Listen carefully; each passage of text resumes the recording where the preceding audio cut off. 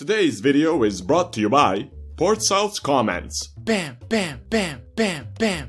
So yeah, Baldwin IV it is. He was the king of Jerusalem back when this one dude you never heard of called Saladin wanted to conquer it.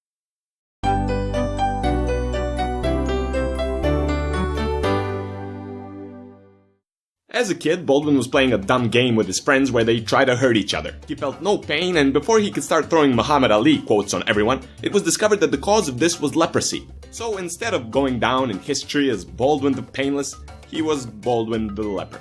Baldwin was only 13 years old when he was crowned. It was already known that he wouldn't last long, so his sister became a point of interest to anyone who wanted a better position in the kingdom. Which, if you look at who went on the Crusades, is pretty much everyone in the city. Now, we can't really say with certainty what criteria his sister used when choosing her husband. All we do know is that the dude was known as William Longsword. During this time, Saladin united different Muslim nations and proclaimed a jihad against the crusaders who held Jerusalem. Saladin's forces started raiding towards the city of Ascalon with the ambition of capturing it and preparing for another offense. Baldwin marched out with less than 400 knights and reached Ascalon before Saladin could. Figuring how Baldwin was now trapped and surrounded in Ascalon, Saladin decided to just ignore him and march straight into defenseless Jerusalem. While continuing his looting, Saladin didn't really look over his shoulder and he allowed Baldwin to leave Ascalon and follow him. You can't really blame Saladin. One of the greatest generals in history wasn't likely to get scared by a 16-year-old leper boy. However, that leper boy caught him by surprise and defeated him.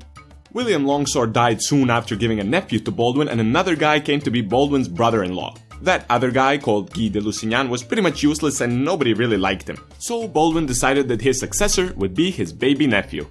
Baldwin's health became progressively worse. He had open skin wounds all over his body, his face got disfigured, although he didn't wear a mask, as Ridley Scott would like you to believe, and he had less and less control of his limbs. But all that wasn't enough to stop Baldwin, as he had a couple of more battles with Saladin which kept the general from achieving his goal. In 1183, his condition was so bad that he couldn't stand anymore. He lost his eyesight and his body started literally disintegrating. So the command of the army was taken over by that useless brother-in-law who obviously failed. So now Baldwin, figuring out it was up to him to save the day, decided to leave his bed and get carried over to lead his army.